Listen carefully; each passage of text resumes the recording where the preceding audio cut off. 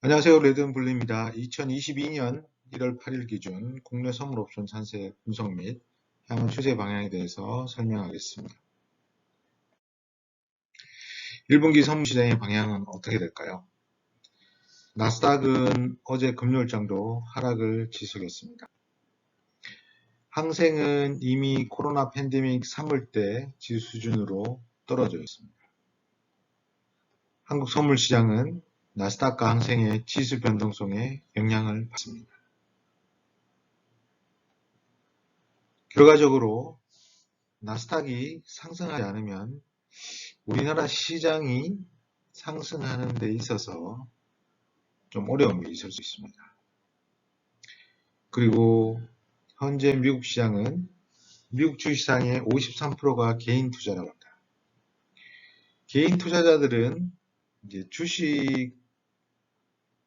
우리나라와 마찬가지로 개인은 주식 거래를 많이 하죠. 주식은 올라야만 돈을 버는 거기 때문에 뭐 선물이나 옵션으로 해지하지 않는 이상 개인 투자들은 주가가 너무 많이 떨어져 버리면 손절매를 할 수 있습니다. 그리고 개인 투자가들은 뭐 전적으로 멘탈이 좀 약하죠. 뭐 기관이나 뭐 금융회사들은 전문적인 어떤 분석에 관여하는 사람들이 많고 또한 전문적인 시스템이 있기 때문에 좀 개인보다는 멘탈이 강하다보다는 더 우위에 있죠. 결과적으로 개인이 투매를 던져버리면 나스닥이 하락을 지속하다가 폭락이 잠깐 나올 수 있다는 게 좀 문제가 되지 않을까 개인적으로 생각해 봅니다. 기본적으로 나스닥이 이제 하락한 이유는 이제 FOMC 에서 이제 3월에 금리 인상을 하는 내용으로 발표가 됐고 또 유동성까지 흡수하겠다. 지금까지 돈을 풀었던 걸 좀 수금을 하겠다. 걷어들이겠다는 것까지 추가를 했습니다. 결과적으로 돈이 줄어들면 돈이 줄어드는 게 아니죠. 돈이 풀었던 걸 가져가니까 우리가 시장인 돈을 이제 줘야 됩니다. FOMC에. 그럼 자연적으로 주식시장이 좀 자산시장이 과대평가되어 있기 때문에 버블이 많이 끼어 있기 때문에 그 버블이 꺼지면서 정상적인 가격으로 돌아간다고 봤을 때 오르는 것보다는 하락할 가능성이 상당히 높다. 그리고 한국 시장을 보면 현재 주체 세력은 외국인입니다. 개인들은 뭐 작년 한 해 주식 투자를 해서 재미를 못 봤기 때문에 거의 그로기 상태라고 봅니다. 실적을 더 들어오기 위해서는 코로나 팬데믹과 같은 그런 급하락장이 나와야 되는데 실질적으로 그렇게 되기는 현재로서는 힘듭니다. 그리고 연기금이 뭐 우리 주식시장을 뭐 지지를 해준다고는 모르겠습니다만 연기금도 제가 알기로는 투자 금액을 점점 주식에서 빼고 있는 걸로 알고 있기 때문에 결과적으로 개인이 이제 받쳐야 되는데 주가가 계속 빠지는데 뭐 바로바로 개인들이 들어올 수는 없죠. 어느 정도 바닥이 쳤고 어느 정도 상상이 왔을 때 개인들이 또 왕창 들어올 거기 때문에 현재 우리가 봐야 할 것은 외국인이 매수를 하느냐 매도를 하느냐 저는 개인적으로 중요하다고 봅니다. 돈의 흐름을 읽고 그 흐름에 맞게 진행을 해야 되고 저희는 뭐 주도 세력이 아니기 때문에 시장의 흐름을 잘 읽어서 그 방향에 잘 맞게 투자를 해서 수익을 창출해야겠습니다. 만약 지금 선물 투자를 한다면 골드는 매도. 골드는 아무 가치가 없습니다. 원래 인플레에 대한 이제 대체 투자로 이제 골드를 많이 하게 되는데 금리가 오르게 되면 그 금을 사서 가지고 있는 것보다 채권을 사서 금리 이자를 많이 받으면 좋기 때문에 원래 채권 금리가 올라가면 골드 가격은 떨어진다고 합니다. 그렇기 때문에 골드는 매도. 자, 항생은 말씀드린 대로 팬데믹 수준의 이제 바닥까지 왔기 때문에 자, 그렇다고 하면 크게 시장이 뭐 하락은 하더라도 변동성이 없다고 하면 항생은 점점 안정을 찾아가면서 바닥권을 다지고 먼저 다른 시장보다 선행해서 좀 올라가지 않을까 라는 생각을 해봅니다. 가매도가 돼 있다고 저는 보기 때문에. 최근에 한 3, 4번 정도 제가 바닥권에서 진입을 했는데 좀 실패를 많이 했습니다.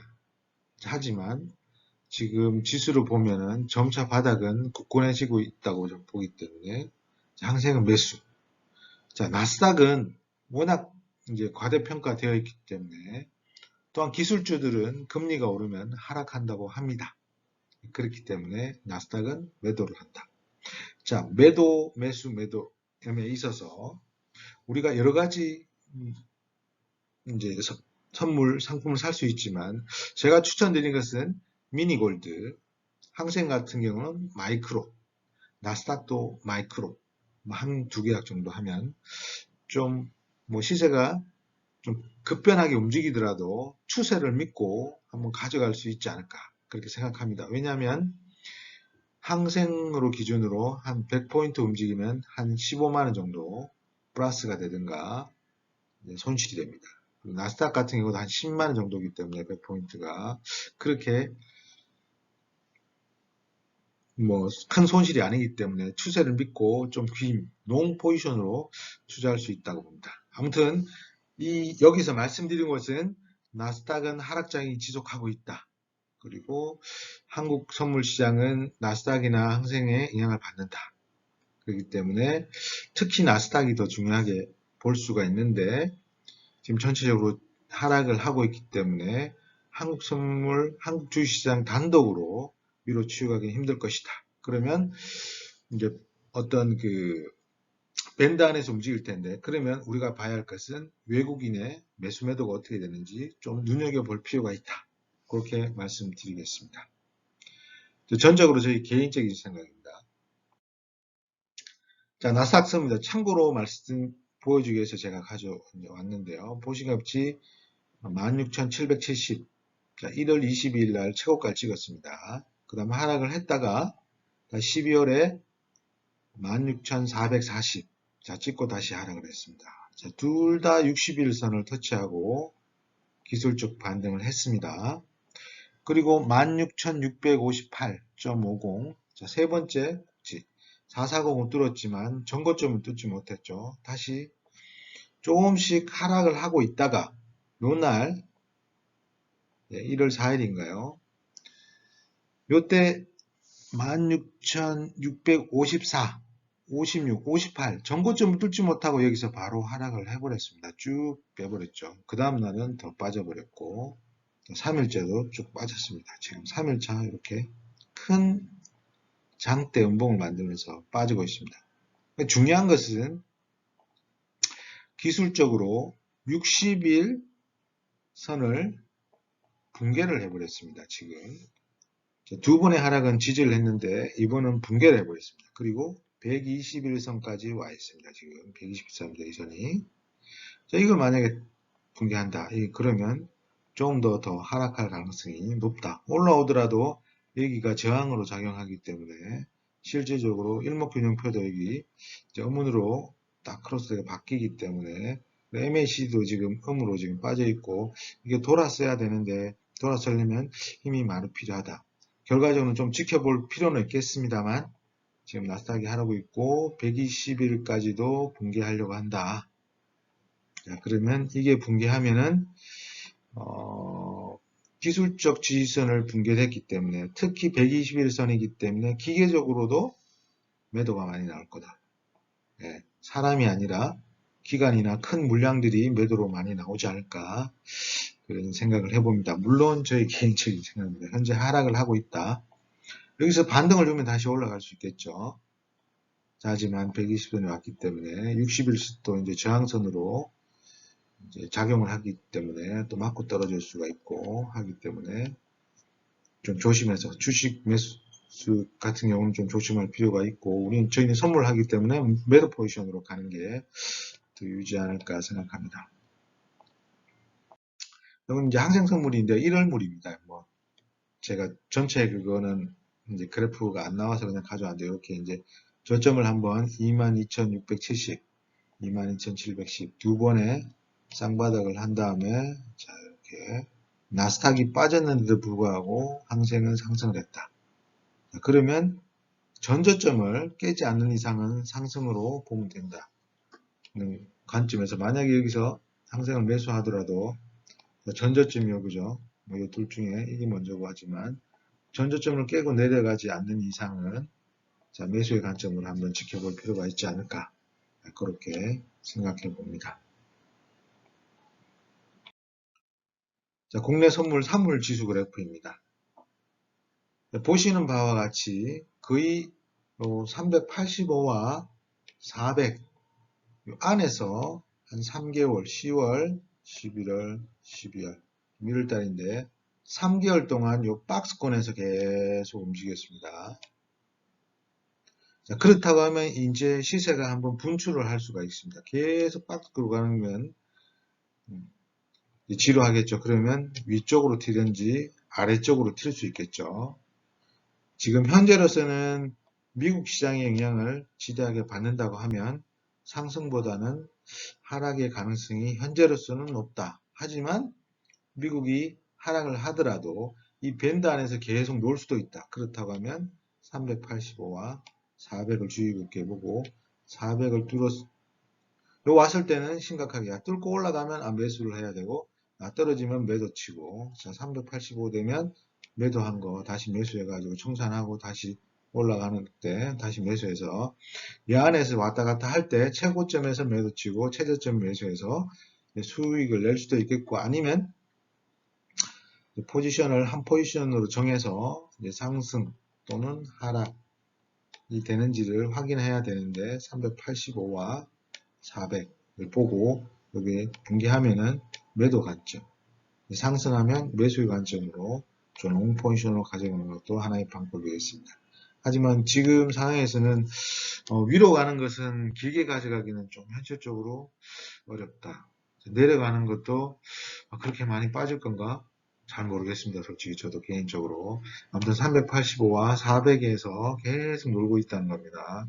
이걸 어떤 힘이 뚫어버리면 좀 더 이쪽으로 가는 한쪽으로 더 기울려고 하는 힘이 나올 거라고 봅니다. 물론 다시 되돌림이 되더라도 한 번은 좀 더 큰 시세를 한번 주고 밑으로 쭉 더 주고 한번 다시 올라오고 위로 더 주고 올라오고 그렇게 하지 않을까 예상해 봅니다. 상당히 어려운 장이기 때문에 짧게 하는 것도 잘 하시면 수익이 날 수 있겠습니다만 좀 지루할 수도 있고 진입이 좀 늦으면 또 늦어서 또 눌림목에서 되돌림에서 또 손실을 볼 수 있고 상당히 중요합니다. 아무튼 이제 선물 3월물입니다만 옵션 1월물이 다음 주 목요일날 만기가 오기 때문에 만기 때 392.50이 기준입니다. 지금은 390.50, 392.50 아래에 위치해 있습니다. 일단 값으로 봤을 때 지금 하락에 진행 중이다. 지난주까지만 해도 392.50을 지켰었는데 지지난주죠. 지켰었는데 지난주에 이걸 붕괴해버렸죠. 그리고 385도 찍고 다시 올라왔습니다. 그렇기 때문에 385가 얼마나 중요한 건지 여러분도 잘 아실 거라고 봅니다. 옵션 1월물. 자, 보시면 392점이 출발마디입니다. 출발 때 7.50에서 출발했는데 현재는 대략 3.20 정도에서 여기까지 떨어집니다. 7.50에서 3.20.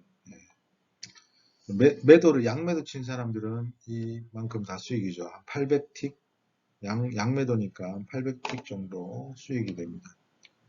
그리고 만기 때 382가 오더라도 그 7.5까지는 가기는 좀 버거움이 있는데 아무튼 자 만기기 때문에 월화 때 승부를 걸어가지고 여기서 튕겨서 390에서 위로 가든지 밑으로 가든지 승부를 볼 수 있는데 월화의 승부는 못 보고 그냥 뭐 조금 움직이다 보면은 만기 때도 크게 움직이는 제 예상으로 힘들다고 봅니다. 그러면 392.50을 기준으로 395와 390 사이에서 끝날 가능성도 상당히 높다라고 생각을 할 수 있겠습니다. 보시면 여기 이제 한번 두 번 이렇게 마주치려고, 요걸 마주치려고 했고, 여기 마주쳤죠. 이게 385입니다. 자, 보시면, 자, 콜옵션 385마디가 이렇게 교차하고 다시 튕겨 올라갔다는 걸 보여주는 거고, 385 맞고 다시 튕겨 올라갔습니다. 390.42 정도, 요까지 이제 지금 요거는 이제 미니 선물로 했는데, 요 한 이유는 현재 1월물 미니 선물이 옵션하고 똑같습니다. 자, 90.4이니까 390마디에서 얼마 더 올라가 있죠? 0.42 더 올라가 있죠. 42포인트 더 올라가 있는 겁니다. 그러면 390에 3.38과 4.29의 그 값의 차는 선물 0.42포인트 정도입니다. 계산해보시죠. 거의 비슷하죠? 예, 이게 벗어나지 않습니다. 결과적으로 옵션이 주도하기보다는 선물 시장이 옵션을 끌고 다닌다고 보면 됩니다. 그렇게 옵션 가격은 당연히 이 선물 가격하고 같이 움직이는 겁니다. 같이 이제 교집합입니다. 그러니까 옵션을 잘 이해해야 됩니다. 옵션 여기 프리미엄입니다. 다 프리미엄. 2.15, 4.25 다 프리미엄이에요. 2.99, 2.38 다 프리미엄. 이거 거의 다 뭐 0에 가깝다고 봅니다. 현재 가치는. 만기 때는 다 내재 가치로 수렴하기 때문에 만약에 지금 390 기준으로 봤을 때는 양옵션은 다 제로입니다. 이거 제로, 이쪽으로 다 제로, 이쪽으로 다 제로. 여기는 요 2.5, 5, 7.5 여기도 마찬가지로 2.5, 5, 7.5가 내재 가치의 최종 가격이 됩니다. 이렇게 선물이 했을 때 이 옵션이 가지는 값은 그렇게 반드시 된다는 걸 아셔야 됩니다. 결과적으로 옵션 거래에 있어서는 매도를 칠 줄 아셔야 됩니다. 매도가 편합니다. 매수보다는. 근데 이제 매도는 많은 계약수를 할 수 없죠. 네, 그렇기 때문에 개인들이 접근하기 좀 어려운 부분이 있습니다만 매도가 좀 저도 뭐 몇 계약씩 해봅니다만 매도가 매수보다는 좀 편하다 옵션은. 그리고 옵션 만기가 오기 때문에 매도가 청산되면서 이제 빠질 겁니다. 자, 도대체 이제 야간 시대표인데요.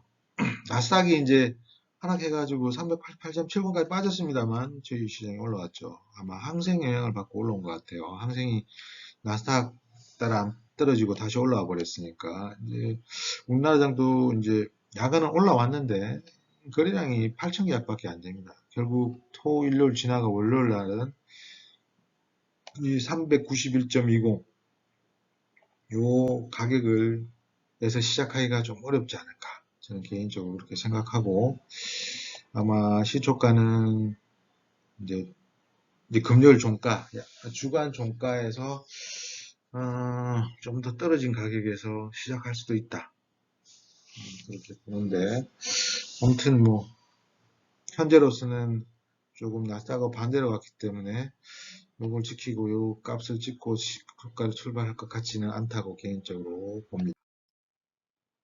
자, 그러면 이제 월요일날 1월 10일날 어떻게 대응을 해야 될까요? 고민해 봅시다. 그러면 금요일 종가가 390.50이었다. 그리고 야간은 391.20. 자, 0.70포인트 올랐다.